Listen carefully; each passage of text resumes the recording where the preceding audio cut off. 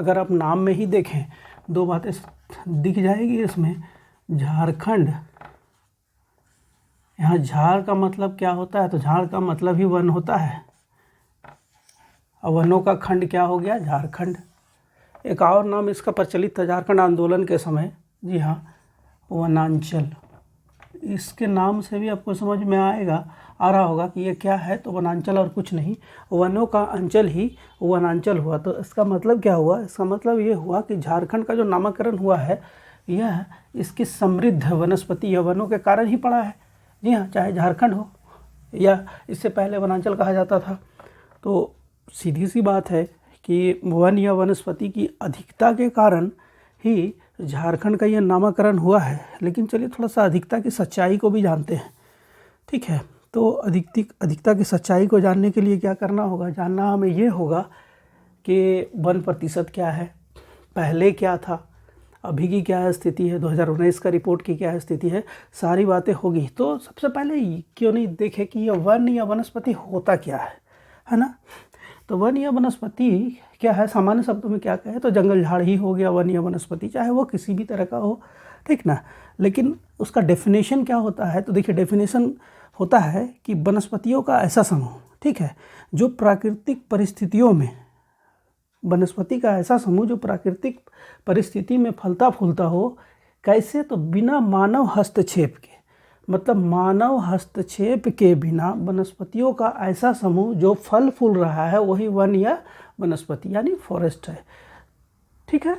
इससे समझ में आ रहा है कि ये एक एग्जैक्ट डेफिनेशन हो गया वनस्पतियों का ऐसा समूह जो प्राकृतिक परिस्थितियों में मानव के हस्तक्षेप के बिना ही अपना अस्तित्व बनाए रखने में सक्षम होता है, उसे वन या वनस्पति कहते हैं, ठीक है।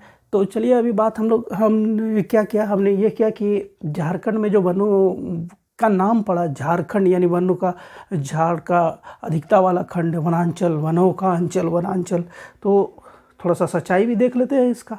तो सच्चाई देखने के लिए हम लोग को क्या करना होगा, थोड़ा सा पीछे जाना होगा, फिर हम लोग आएंगे नए रिपोर्ट्स में। तो चलिए एक डेटा से समझते हैं झारखंड में वस्तु स्थिति क्या है। चलिए एक सिंपल सा डेटा,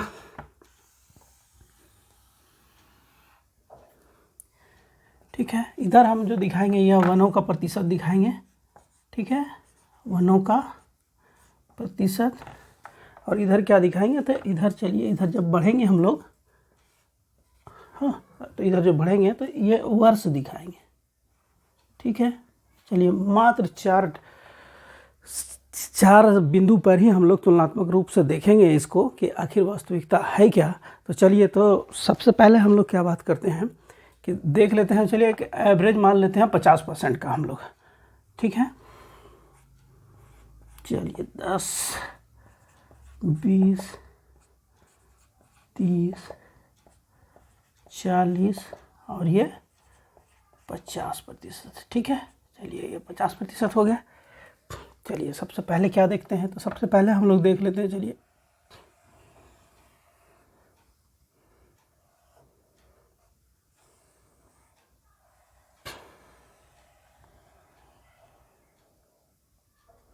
ये हम लोग बात कर रहे हैं कि ये वह समय, जी हाँ, यह वह समय औपनिवेशिक काल का समय है। और औपनिवेशिक काल में जानते हैं हमारे पास जो वनों का प्रतिशत था, अगर इसको ब्रेक कर देते हैं, देखिए वनों का प्रतिशत अगर देखेंगे कब का हम लोग बात कर रहे हैं, औपनिवेशिक काल। इसका मतलब क्या हुआ कि 1947 से पूर्व, ठीक है। यहाँ देखिए क्या है कि 1947 से पूर्व झारखंड में वनों की बात हम लोग कर रहे हैं, 50% से अधिक है, ठीक है, 50% से अधिक है। कब तक, तो 1947 से पहले तक। फिर ये ड्रास्टिक चेंज आना कब शुरू होता है, देखिए चेंज आना कब शुरू हो रहा है, तो देखिए पहले 50% था, अब ये देखिए क्या हो रहा है, ये 42% कब आया।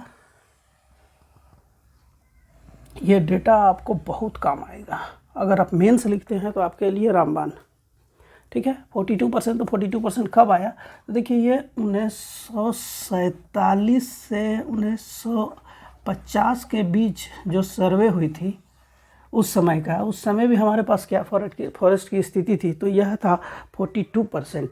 चलिए अब बात करते हैं झारखंड बना कब। तो झारखंड बना 2000 में, ठीक ना। चलिए 2000 में जब बनता है तो कितना रहता है, चलिए देख लेते हैं अभी तुरंत।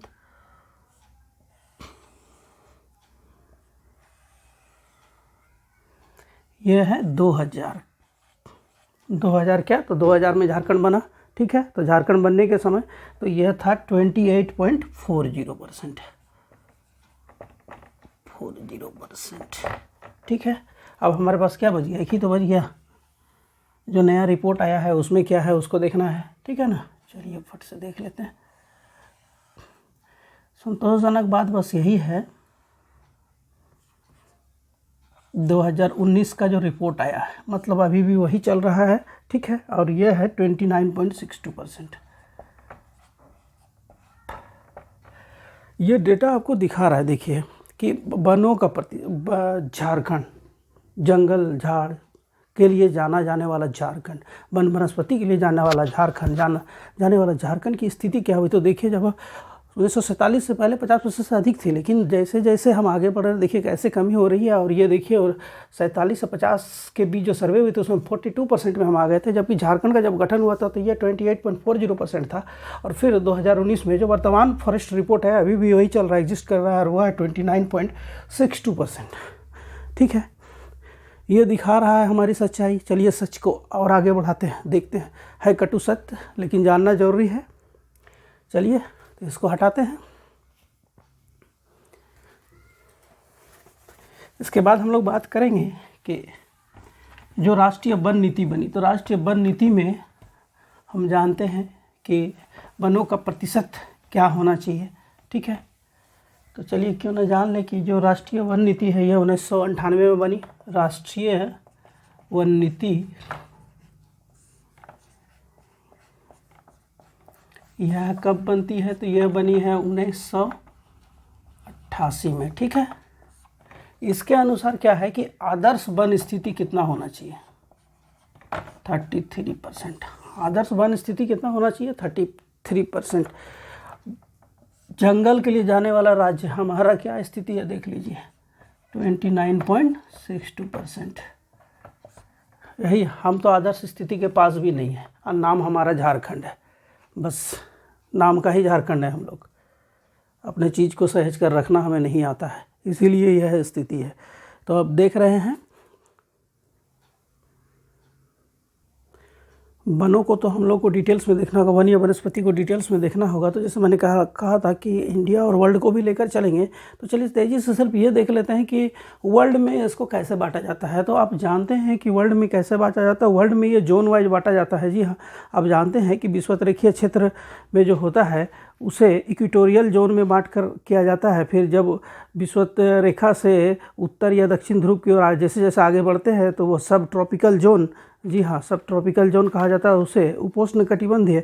फिर उससे आगे जब दोनों ध्रुवों की ओर बढ़ते हैं तो उसे टेम्परेट जोन यानी शीतोष्ण जोन कहा जाता है, शीतोष्ण कटिबंध। और उस सबसे ऊपर पोलर कटिबंध। तो इस तरह हम देखते हैं कि विश्व में जो वनों का विभाजन होता है वह जोन वाइज होता है। तो जोन वाइज में क्या होता है, इक्वेटोरियल, सब ट्रॉपिकल, टेम्परेट और पोलर। तो जब हम लोग वर्ल्ड देखेंगे, इसको डिटेल्स में देखेंगे, तो इसमें से क्या होगा कि जो हमारा जो स्थिति है, तो हमारी स्थिति को कैसे समझेंगे हम, तो हम समझेंगे अक्षांश से कि किस अक्षांश के बीच भारत की स्थिति है, और भारत में झारखंड की स्थिति किस अक्षांश के बीच है, उसके मध्य में क्या वन हो सकता है। तो चलिए इसको डिटेल्स में जानते हैं। तो फिर हम लोग देखते हैं जब इंडिया की बात आती है तो इंडिया में हम लोग क्या करते हैं कि इंडिया में वनों का जो विभाजन किया गया है, तो वन को कुछ 7 भागों में विभाजित किया गया है, ठीक है।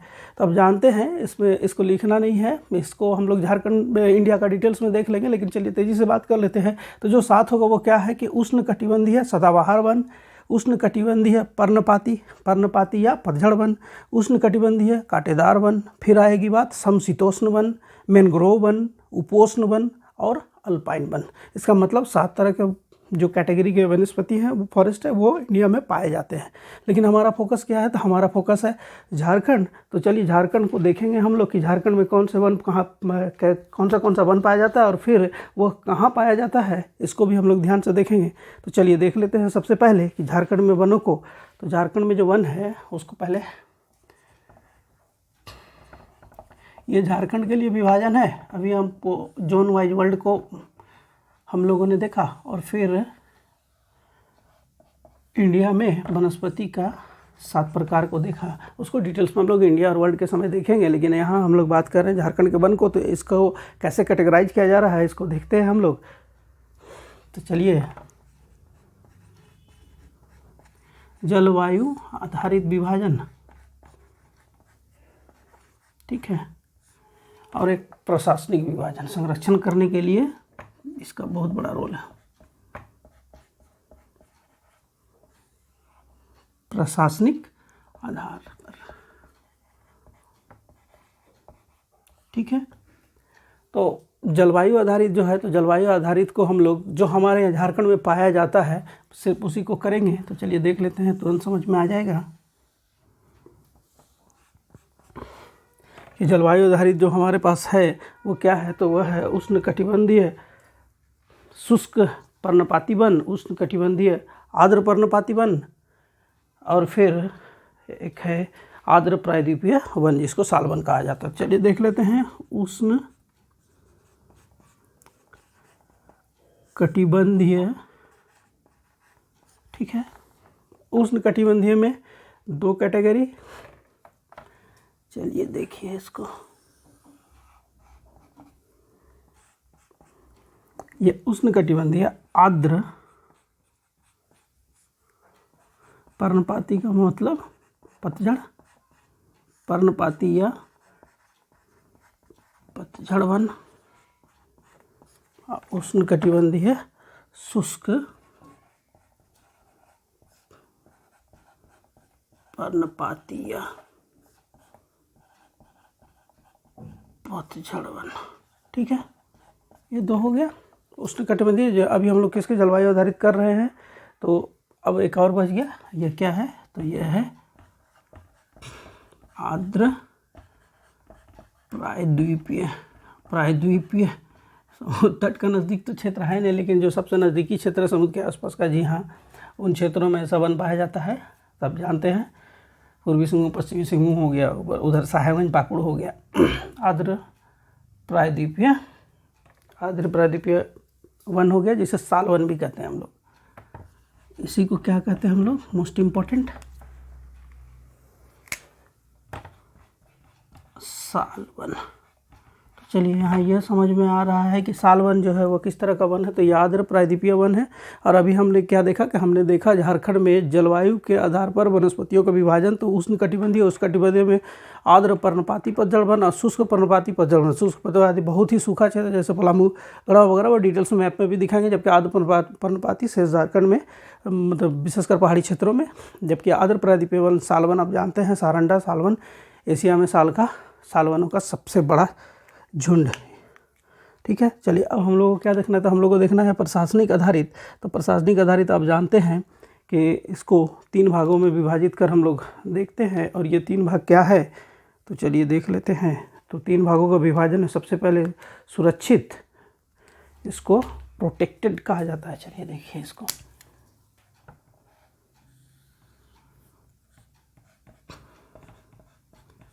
सुरक्षित, इसका अंग्रेजी लिखना इसलिए जरूरी है कि ये कन्फ्यूजन क्रिएट करता है। इसको टफ बनाने के लिए किया जाता है कि ऑप्शन में से 2 हिंदी टर्म यूज कर लिया जाता है, और फिर क्या किया जाता है कि 1-2 इंग्लिश टर्म को ही हिंदी में लिख दिया जाता है।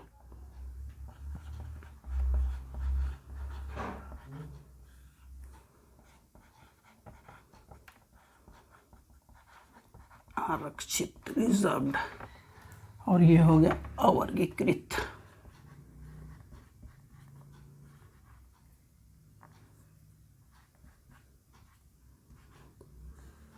अनक्लासिफाइड।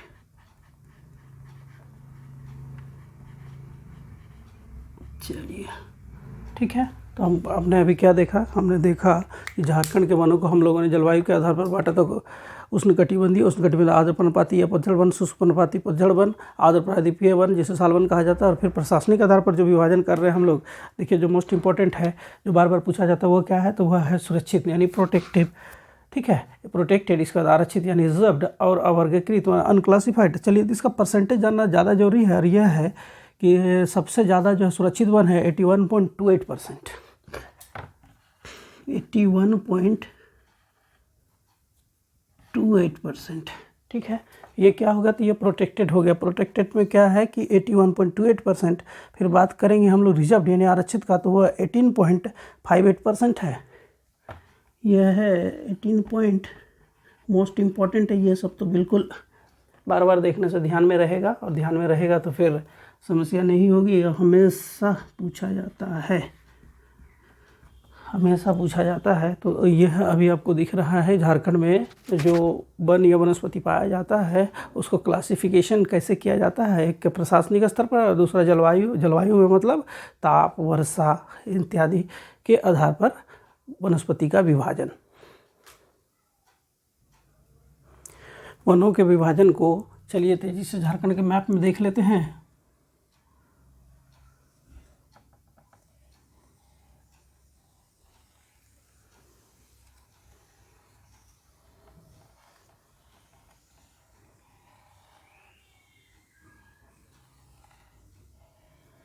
ठीक है, ये झारखंड का मैप हुआ।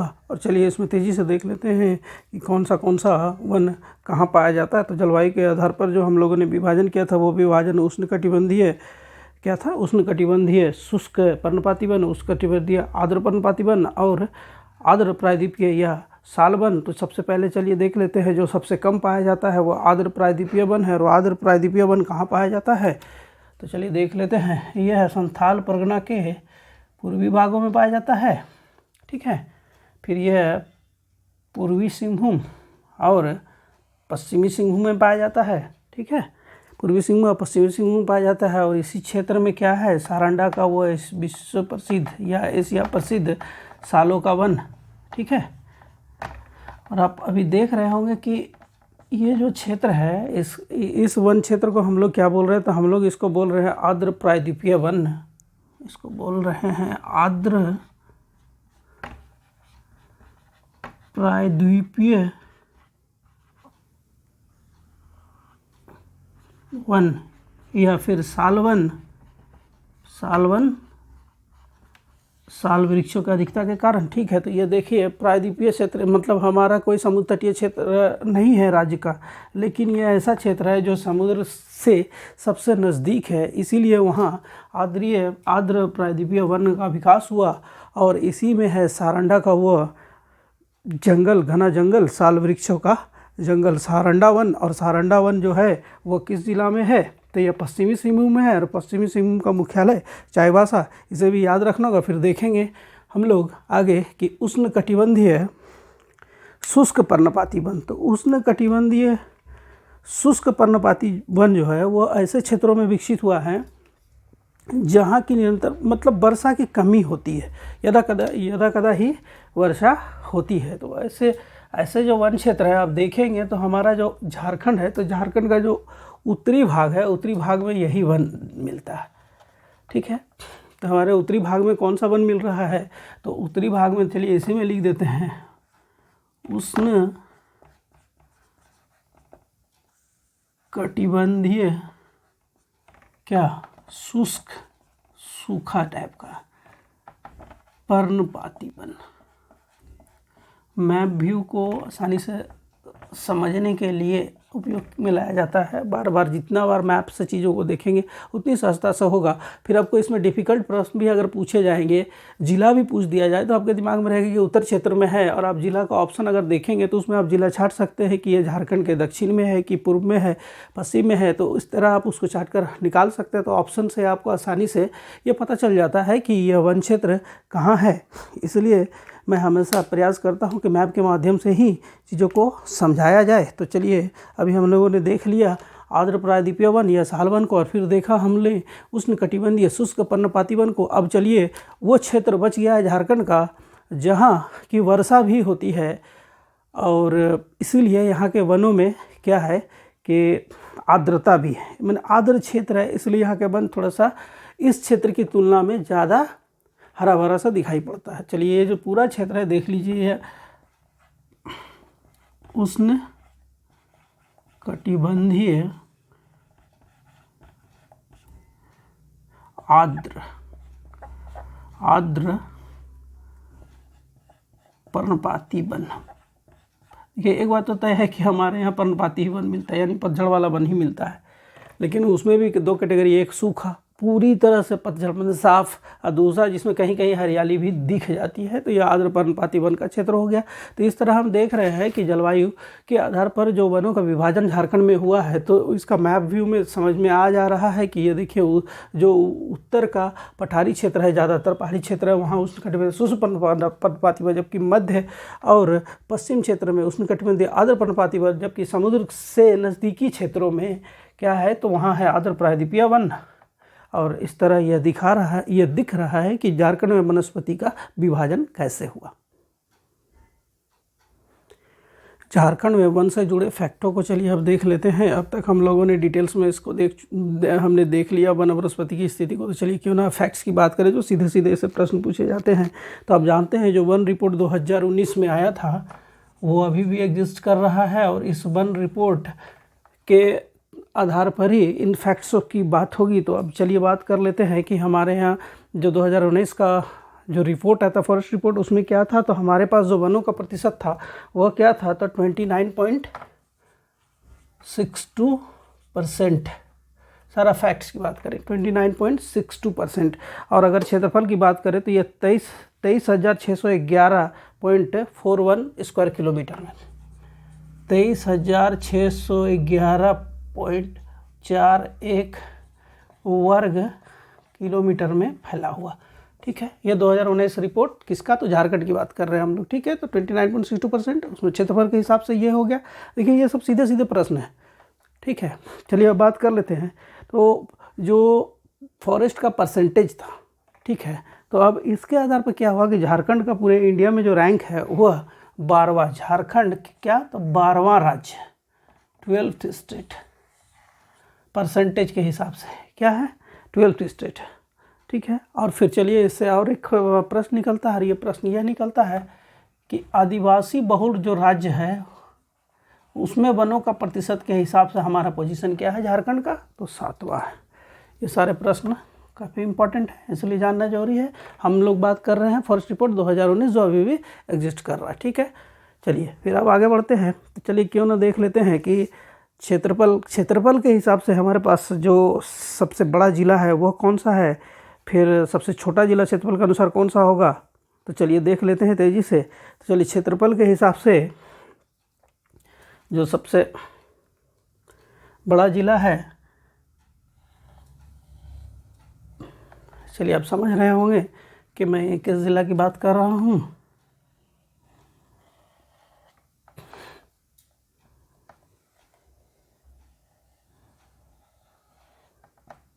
ठीक है, यहाँ 3 ज़िला, चलिए तीनों ज़िला को देख लेते हैं। तो क्षेत्रफल के हिसाब से जो सबसे बड़ा ज़िला है वह क्या है, तो वह है पश्चिमी सिंहभूम। अभी पूरा मैप भर जाएगा आपका सारा फैक्ट्स से, और यही फैक्ट्स आपका काम आने वाला है।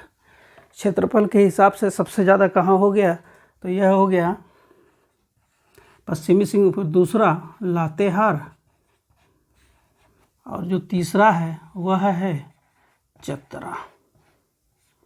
चलिए, तो हम लोगों ने भी बात किया क्या कि क्षेत्रफल के दृष्टिकोण से। ठीक है, तो क्षेत्रफल के दृष्टिकोण से पश्चिमी सिंहभूम फर्स्ट, सेकंड लातेहार और थर्ड चतरा। तो चलिए देख लेते हैं कि ऐसे जिलों की स्थिति क्या है जहाँ की वनों का क्षेत्रफल काफ़ी कम है। तो चलिए देख लेते हैं। तो यह है जामताड़ा, देवघर और धनबाद। ठीक है, सब तो यही है भाई बंधु, जामताड़ा, यही धनबाद, यही ऊपर में देवघर, ये तीनों सघन वाला क्षेत्र है। ठीक ना, तो चलिए सबसे पहले सीरियल नंबर ये 24वां जिला हो जाएगा। ठीक है, 24वां जिला क्या हो गया, तो जामताड़ा हो गया, फिर देवघर 23वां और 22वां धनबाद।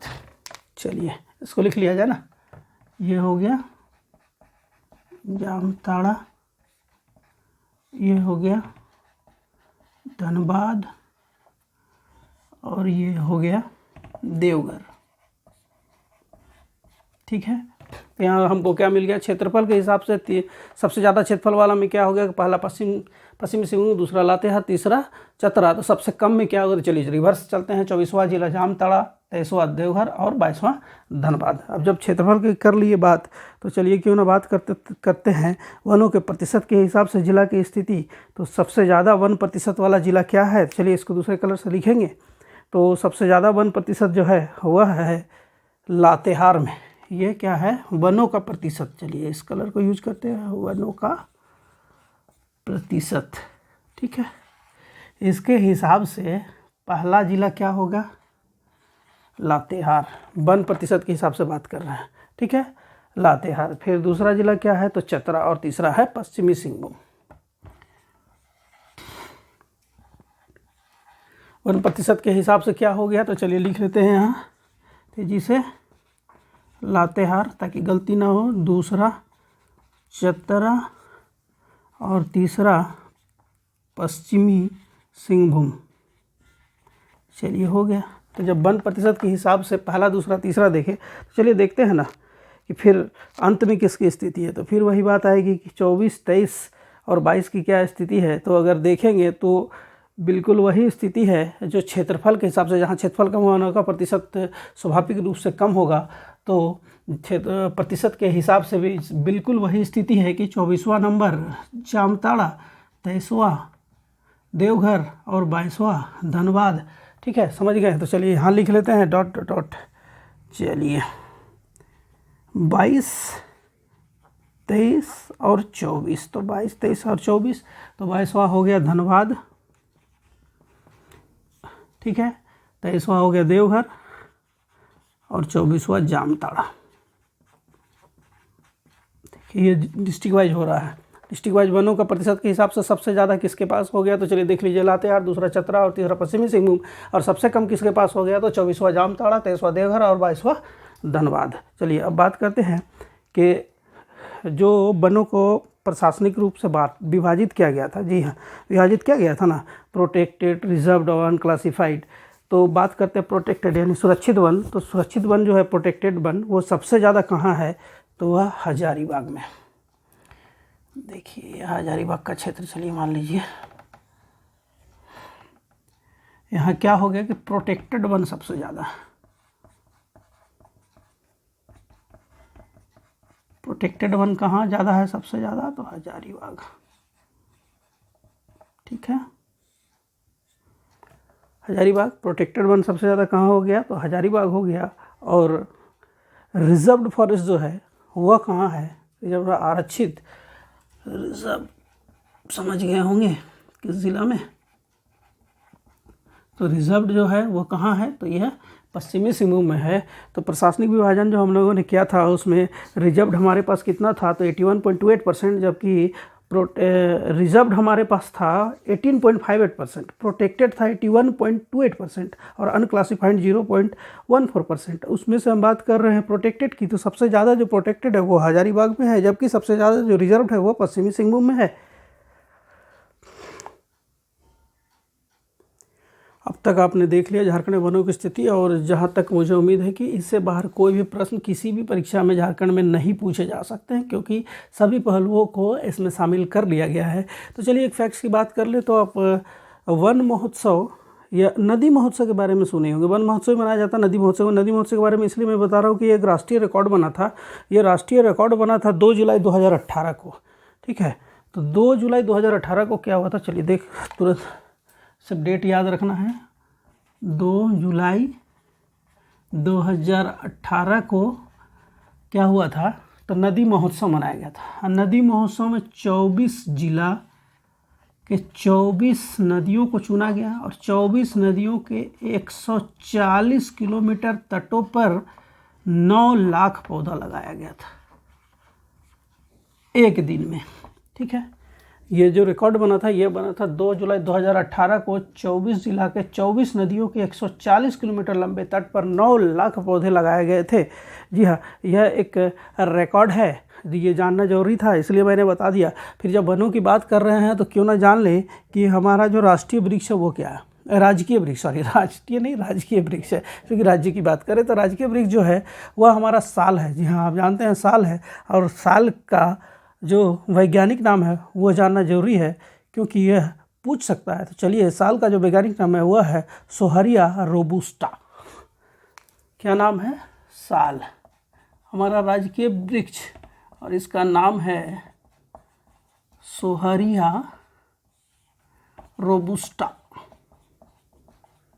चलिए ठीक है, राष्ट्रीय हमारा ये राजकीय, राष्ट्रीय बार बार हो रहा है, राजकीय वृक्ष हमारा क्या है? साल है। तो चलिए, वृक्ष जब साल है तो हम जानते हैं ना, हमारा एक फूल, फ्लेम ऑफ जंगल, किसको कहा जाता है? पलास, है ना, हमारे सिंबल में भी है। तो पलास फूल है, पलास फूल को क्या कहा जाता है इसका भी चलिए जान लेते हैं, इम्पॉर्टेंट है, पूछा जा सकता है। तो पलास फूल का जो वैज्ञानिक नाम है वो है ब्यूटिया फ्रोंडोसा। चलिए यहाँ लिख देते हैं पलास फूल, पलास, ठीक है। इसका क्या नाम है? ब्यूटिया फ्रोंडोसा, ये वैज्ञानिक नाम है। चलिए, इस तरह हमारा झारखंड का वन या वनस्पति से जुड़ा हुआ टॉपिक यहीं पे समाप्त होता है।